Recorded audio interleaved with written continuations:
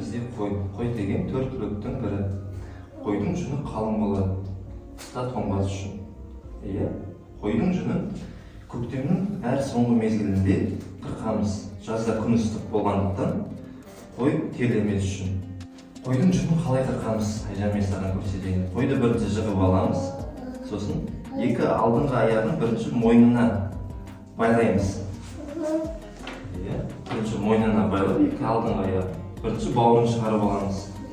Бауыры деген қойдың астыңғы жағы. Астыңғы жағы. Бірінші бауырын қырқып шығарып аламыз. Сосын екі алдыңғы аяғын аламыз да мойнына. Төрт аяғын бірге қосып байлаймыз. Төрт аяғын бірге қосып байлап, мойнын қырқып шығарамыз. Айжан, қара. Мойнын қырқып шығарамыз. Мойнын қырқып шығарған соң, қарнын шығарамыз. Екі қарнын қырқып шығарып аламыз. Міне көрдің бе? Қойдың жүнін қыста. Екі қарнын екі жағын аулатып шығарып аламыз да, сосымен қойды қырқып боламыз. Мына енді қойдың жүнін біз жылы киім тігуге, көрпеше тігуге қолданамыз. Енді оны жылы киім көрпеше тігу үшін анаңа апарып берейік, Айжан, ұстап. Жүр. Айжан, қызым, сендер қой қырқып келіпсіңдер, енді біз қазір жүнді жуамыз. Қане қара, одан кейін оны біз кептіреміз жүнді. Кептіреміз.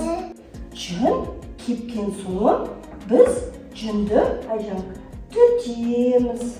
Осылай түтеміз. Қане, қараш, түтші осылай жүнді. Одан кейін біз ұршықты аламыз, Айжан, қара. Жүн істеу үшін ұршықпен жүнді ереміз, қарамай. Бізде не бұл? Жіп, жіп. Міне жіп пайда бола бастайды бізде. Қара, енді мұна жіпті аламыз.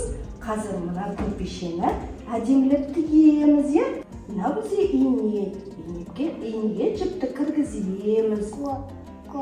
Енді көрпешені әдемілеп тігеміз.